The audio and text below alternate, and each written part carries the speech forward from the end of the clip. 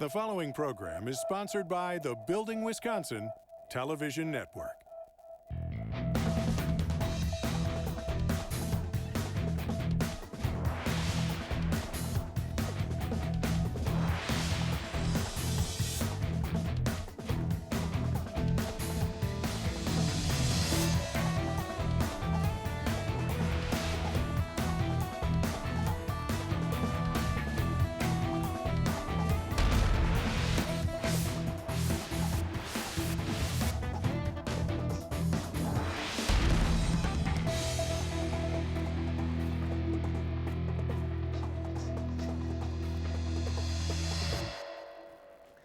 Welcome back to another project on Building Wisconsin. I'm Stuart Keith and we're here at the Diversey Family YMCA in Mount Pleasant, Wisconsin.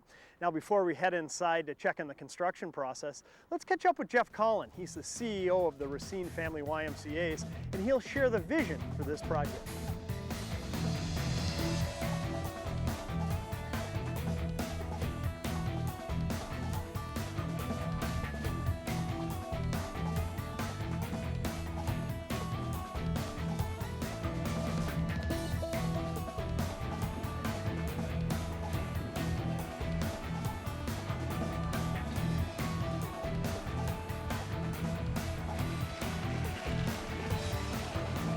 Well, Jeff, the facility is looking fantastic, and obviously it looks like we're in a pool area, but to me it doesn't look like your standard ordinary pool. No, it really isn't. It's going to be a lot of what Y's have been doing in the recent past, but a nice family recreation center, kind of a mini indoor water park. There's nothing like that around here, and it really will serve a great purpose in the community, drawing the community in, giving them a place to be, a place to go, a place to do activity, a place to have fun, and a place for us to do our mission. Is that the philosophy of the YMCAs in general? I mean, most of us have heard the term YMCA, but we really don't know what it stands for. People always think of the swimming lessons they took when they were kids. You know, the Y's been in Racine for 136 years. So I always hear stories from people about they came with their father or their grandfather and this is what they did, and they always think of sweat socks and swimming pools. Sure. You know, but it's really much more than that, and we do so many more things: a fatherhood program, young leaders, women's wellness initiative, Salsa y Sabor, just so many things where we're working on. So it's really a lot more than just what you typically think about. It seems to me you're really investing in the community by building a structure like this. That's really a good term. The board, in kind of visualizing this project, thought, how can we invest in the community? How can we fulfill our mission in the community more? And then the donors that are out there, for them, it's an investment in their employees, but it's really an investment in the community and the bigger picture. You look at, Diversey, our lead donor, and the investment that they've made, again, not only in their employees, but in the whole community to provide this kind of facility. That's more than thinking about themselves. That's thinking about everybody around. Sure. Well, obviously a project of this magnitude begins with a strong vision, and this project was no different than the other successful projects around our great state. How's the construction process going? Are you happy with how it's gone so far? It's been really great. You know, it's been a friendly atmosphere, it's been a fun atmosphere, it's been an atmosphere of teamwork, and just like what we try and do in the community and create good things happening, this facility is going to do that, but the whole construction of it has been that kind of an effort, a community kind of effort. The way it's all worked it's been great. Sure, well, it's obviously exciting times here in Mount Pleasant, in the Racine area in general. Yeah. When's it going to be completed, and do you have any big plans?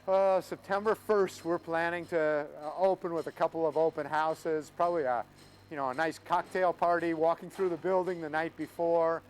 We expect the keys to be turned over to us. I think it's August 21st, I think, is the day. Of course, they're not telling us. We're probably a few weeks ahead, but sure. Yeah, that's okay. We're preparing for that September 1st date, and a couple open houses, a little time off for Labor Day, and then get going for good, making a difference in people's lives. Well, what I've seen so far, it's a great crew, a great project. I appreciate you coming on and sharing its vision and what an asset it's going to be to this area of our state. We're looking forward to it.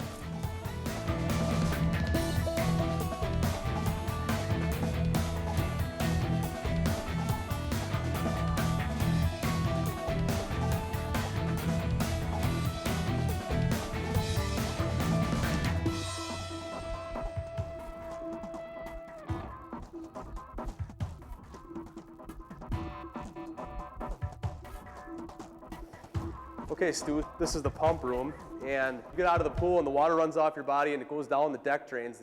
All those drains in the whole pool deck will drain to this one pipe that comes through this wall right here. And then these two 6-inch pipes go by gravity to the sanitary sewer. They actually go underneath alongside the pool and out the far south wall. Really? So when you get out of the pool and the water's coming off you, that doesn't get recirculated. That actually goes to the sanitary sewer? Correct, that goes to the sanitary sewer. Also, when the filters regenerate, filtering water out of the pool, when they dump all that water out of those filters, it goes into a 10-inch pipe, which is going underneath the floor here into this crock. And there's a floor drain for the pump room that comes in here, and also a floor drain from the surge tank behind you. That all comes into this big crock. This is 7 feet deep, and there'll be 2 pumps in here, and that'll pump into these 6-inch also, and take that water all the way out to the street. Wow, well, you know, we were just talking with Jeff, and we were talking about how it's an indoor water park there, so it's a pretty complex system out there, and all these have to be pitched back in here. There must be a lot of mathematics to figure that out. Yeah, there is. These pipes here go by gravity to the street, so when it comes into the building, I had to figure out how much pitch it would take to get to this point when I put these sleeves in the wall, just so that I don't tie onto it, start pitching, and I end up too high and can't make these sleeves, and that's a problem. And the same thing with this. This is the lowest point of all those pool deck drains. So I had to figure out where this sleeve would be so I could leave myself enough pitch to get all the way to the other side of the pool and not be out of the ground. And again, that's one of the first steps in the whole construction process must have been this hole. Correct. This was one of the first foundations that went in. So any advice for someone entering the plumbing trade? Seems to me mathematics is pretty important. Double check your math. That's for sure. Okay, this is the waste side. Right. What about the supply side? You must be tied into that for that massive amount of water that goes into a pool. Correct. We do have pool fills here, 2 pool fills, which maintain the water level in the pool. The water level in the pool all comes from our water pipes also. But this is only one facet of the plumbing here, I assume. Yes, this is. The swimming pool is, only one facet. We have locker rooms and bathrooms throughout the building, and if you want to go, we'll show you one of the locker rooms. Sounds good.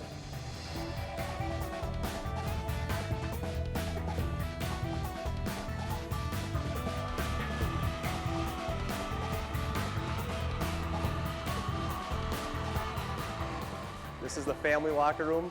There's also a men's locker room, a women's locker room, and then there's one for future that we're not going to be doing much in right now at this point. Sure, well, I think of YMCA, most people think about swimming. Obviously a lot of water going through that pool area, but you also need a lot for these locker rooms. Yes, there's lots of showers and bathrooms in this facility, and everyone needs hot and cold water, so there's lots of water being used here. So as I look around, a lot of the walls are completed. Obviously there must be some plumbing in there, but I'm looking up top. John is doing a little soldering up there. Anything I see that's copper is essentially attributed to the plumbers? Correct. This is all water piping that's serving hose bibs and showers and lavs and toilets. Okay, so when you're working with block construction like this, is it more difficult or more challenging than, say, a stick frame construction? Well, it is a little, yeah. We have to prefab a lot of our piping together, and the masons build the block wall around our piping. So that's all things that have to happen prior to the walls being built. When the walls are built, now you're seeing the final rough stage of it, and that's tying all the water lines together. The next stage will be setting the fixtures. Boy, it sounds like an awful lot of work. How many plumbers do you have involved in this project? Me and John are currently. Get out of here, 2 plumbers on a 70,000 square foot building? Right. Wow, I guess that's a testament to your experience, your training, and obviously you're working with other trades. How is that going? I mean, it must be essential that you communicate. It's going really well. Everybody's working together. Mortensen puts a plan together, and they orchestrate the big picture, and we all communicate with each other, and it's gone really well. And when you finish with all the exposed plumbing, it all gets tied in a big utility room somewhere? Right. That's what feeds all these different water piping. This is all just branch lines off of a main run. Well, it's always great to see behind the scenes. I appreciate you coming on today's show and doing just that, showing us what it takes for the plumbing on a facility of this magnitude. Thanks. My pleasure.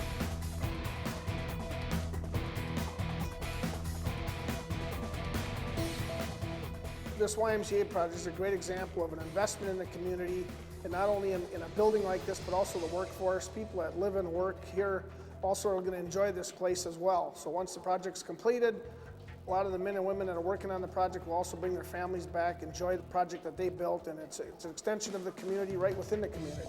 And it's not only investment in dollars and community resources, but it's also the human resource that goes into this project, and the people that are working on this project get paid well, be able to raise their families with dignity, and then someday retire also.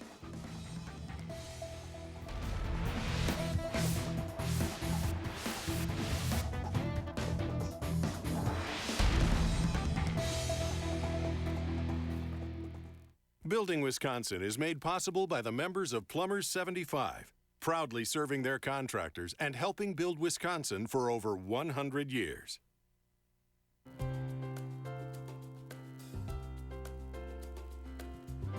We all know the most basic form of life requires clean water to survive.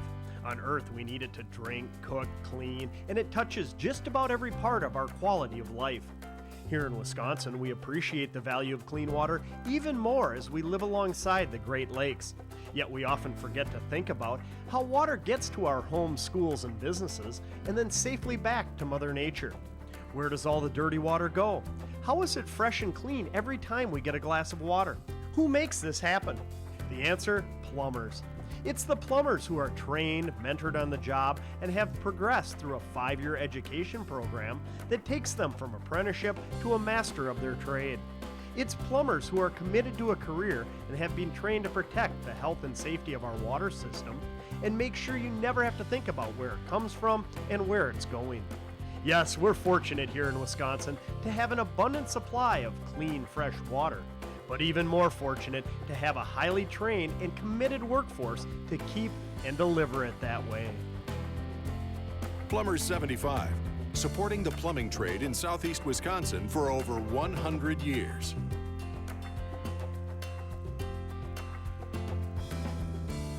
For more than 70 years, Joe DeBelak Plumbing and Heating has specialized in the systems that play a major role in comfort and convenience. At home, at work, at school, or out on the town, no job is too big or too small. With 35 well-equipped trucks on the road and a crew of 50 experienced field technicians, Joe DeBelak prides itself on customer satisfaction. Whether it's a homeowner with a leaking faucet or a large design-build project, Joe DeBelak Plumbing and Heating and Plumbers 75. Proud to be building Wisconsin.